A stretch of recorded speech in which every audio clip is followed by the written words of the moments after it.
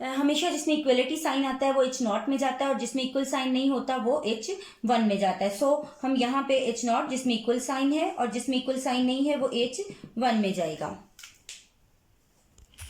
बिल्कुल इसी तरह यहाँ पे जो मैं आपको बोर्ड पे अभी बता रही थी, आप देखें जरा, जिसमें इक्वल साइन था वो अपने H0 में लिखा हुआ है और जिसमें इक्वल साइन नहीं है वो हम लोगों ने H1 में लिख दिया है। सेकंड स्टेप है लेवल ऑफ सिग्निफिकेंस। आपने इसमें स्टेप नहीं लिखे हुए क्योंकि मुझे स्लाइड की तरह बनाना था। आप लोगों ने यहाँ पे स्टेप लिखने लेवल ऑफ सिग्निफिकेंस। अल्फा उसने 5% कहा था तो हमने 0.05 लिख लिया। 5% का मतलब यही होता है 5 डिवाइडेड बाय 100।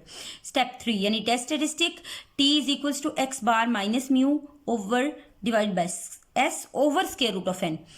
तो इसमें उसने आप लोगों को बहुत सारी चीजें कैलकुलेट करके दी हुई हैं।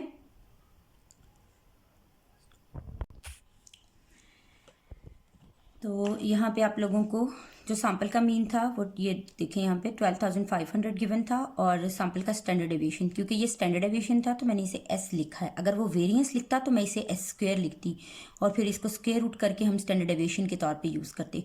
सो ये वैल्यूज़ में मैंने पुट कर दी हैं। इसमें एक्स बार माइनस मैंने आपको म्यू नॉट लिखवाया है, ये हाइपोथाइज्ड वैल्यू होती है। एक्स बार जो है ये सैंपल का मीन और म्यू ये जो आपको हाइपोथेसिस में वैल्यू गिवन होती है, जैसे यहाँ पे 11,000 है तो 12,500 सैंपल मीन माइनस म्यू क्या है 11,000 डिवाइडेड बाय स्टैंडर्ड डेविएशन यानी एस की वैल्यू 2,400 है और सैंपल उसने आपको कितने का कहा था 25 का, तो स्क्वायर रूट ऑफ 25 आप इसे कैलकुलेट करोगे तो ये आप लोगों के पास 3.125 आ जाता है। नेक्स्ट आप लोगों ने चले जाना है रिजेक्शन रीजन में। रिजेक्शन रीजन में सबसे पहली स्टेटमेंट होती है reject H0 if. It doesn't mean कि हम H0 को हमेशा रिजेक्ट करना चाहते हैं। एक्चुअली हम लोग कहते हैं कि हमने किसी जगह से स्टार्ट तो लेना है तो उसने H0 को बेस बनाया था, इसी वजह से हम लिखते हैं कि हम रिजेक्ट करेंगे अगर ये स्टेटमेंट जहाँ भी जो यहाँ लिखी है वो ट्रू हो जाए। अब यहाँ पे क्या स्टेटमेंट लिखी जाएगी, जैसे हाइपोथेसिस वैसी आप लोगों की स्टेटमेंट, जैसे मैंने आप लोगों को टेबल बनवाया था। जैसे यहाँ पे आप देखें ये वन टेल टेस्ट है या टू टेल। सो ये एक वन टेल टेस्ट है क्योंकि यहाँ पे इक्वल नॉट इक्वल नहीं है बल्कि लेस देन इक्वल्स टू और ग्रेटर देन है। अगर वन टेल टेस्ट है तो हम रिजेक्शन रीजन में क्या लिखते हैं, मैं आर लिख देती हूँ। रिजेक्शन रीजन में सबसे पहले तो वही रिजेक्ट H0, उसके बाद टी कैलकुलेटेड और टी टैबुलेटेड। अब कैलकुलेटेड वैल्यू हमें डिसाइड करना है, ये वन टेल टेस्ट है तो क्या आएगा, जो ऑल्टरनेटिव का साइन होता है वो आपके पास रिजेक्शन रीजन में आता है। और दूसरी चीज यहाँ पे अल्फा आएगा, अल्फा बाय 2 नहीं आएगा, वो सिर्फ टू टेल में आता है। और साथ में v, और v मैंने आप लोगों को बताया था n-1 होता है। तो n कितना आपके पास यहाँ पे 25 माइनस 1 क्या आ जाएगा 24। और कैलकुलेटेड वैल्यू आप लोगों के पास क्या है, अभी हमने वहां पे कैलकुलेट की थी 3.125 greater than t alpha. Alpha की वैल्यू क्या थी 0.05 और v अभी हमने कैलकुलेट किया 24। ये आपके पास कैलकुलेटेड वैल्यू है। तो आप लोगों के पास अब हमने ये वैल्यू जो है वो टेबल में से देखनी है। टेबल में आपको शो करवाती हूँ। यहाँ पे देखें, ये आप लोगों के पास स्टूडेंट्स डिस्ट्रीब्यूशन का टेबल है। ये टेबल भी मैं आपको PDF में सेंड कर रही हूँ साथ ही। 0.05 टॉप पे वैल्यू है और ये डिग्री ऑफ फ्रीडम जिसे आप v की वैल्यूज कहते हैं 1 2 3 4, हमारे पास v की वैल्यू क्या है 24 और यहाँ पे हमारे पास अल्फा क्या है 0.05।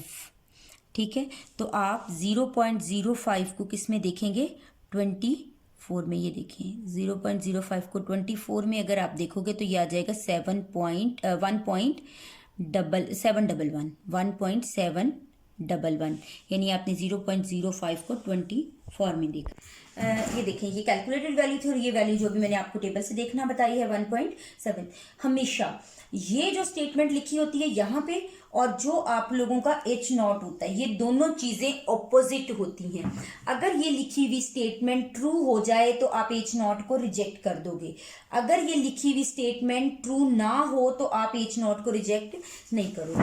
यहाँ पे देखिए इसने लिखा है 3.125 इज ग्रेटर देन 1.711। क्या वाकई ठीक है कि 3.125 ग्रेटर है 1.711 से? यस, ये ट्रू है। It means our null hypothesis is rejected या फॉल्स। अगर वो गलत हो गया इट मीन्स ट्रू कौन सा होगा H1।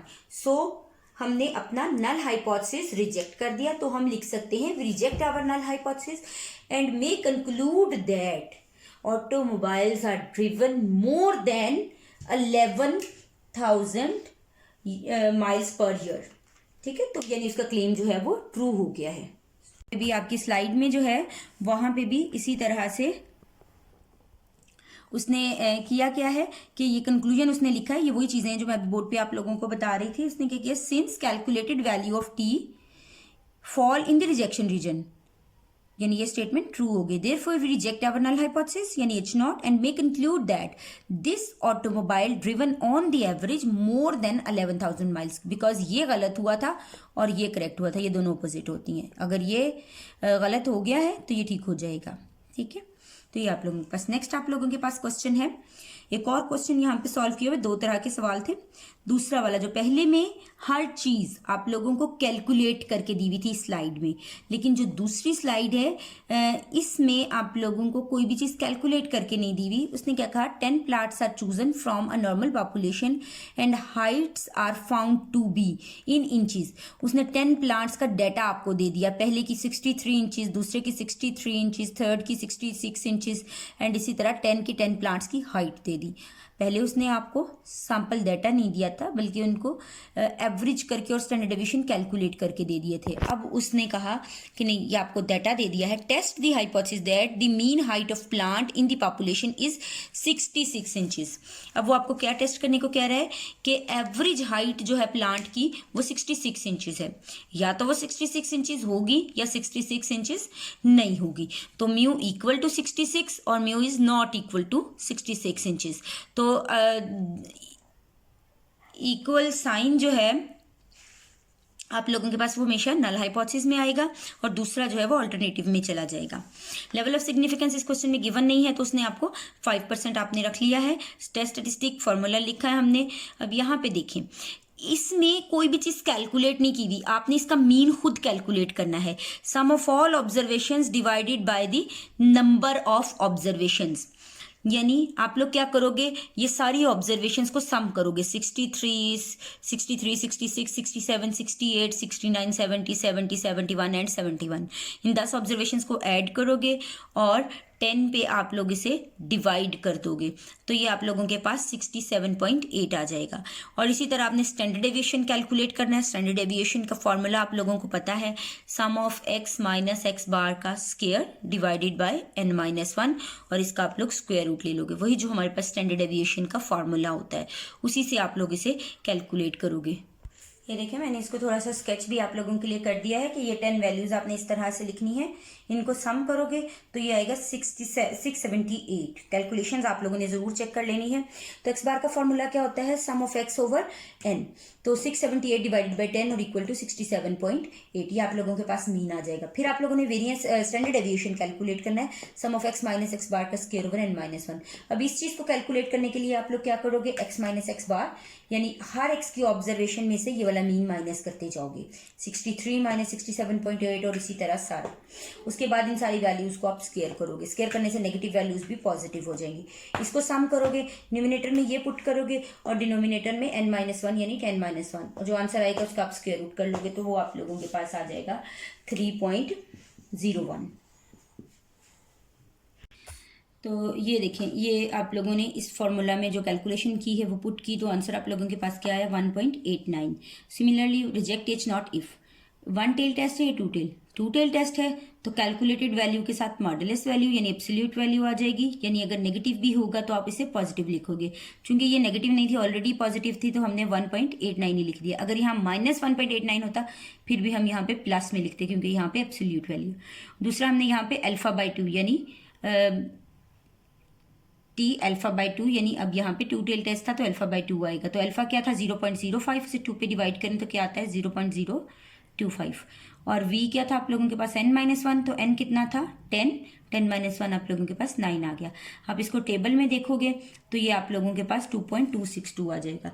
अगर आप देखो तो ये टेबल में मैंने थोड़ा सा इसको इंडिकेट भी किया हुआ है, ठीक है। ये देखें 0.025 को आप 9 में देखोगे तो ये 2.262 आ जाएगा। ये देखिए, वो कह रहा है 1.89 इज ग्रेटर देन और इक्वल टू 2.262। क्या वाकई 1.89 ग्रेटर देन है 2. No, so this is the wrong statement. So we don't reject our null hypothesis. हम H नॉट को रिजेक्ट नहीं करेंगे, बल्कि उसको क्या कह देंगे कि ये ट्रू है। ठीक है, तो आप लोगों ने फिर दोबारा इस चीज़ को बता रही हूँ, 1.89 इज ग्रेटर देन 2.262। क्या वाकई ये इससे ग्रेटर है? नो, ये इससे ग्रेटर नहीं है। सो दिस इज रॉन्ग स्टेटमेंट। अगर ये गलत होगी तो एच नॉट ठीक होगा, तो हम कह रहे हैं कि ये करेक्ट है। तो हम क्या कहेंगे कि we don't reject our null hypothesis and may conclude that the height of plant in the population is 66 inches, क्योंकि हमने इसको ठीक कहा है।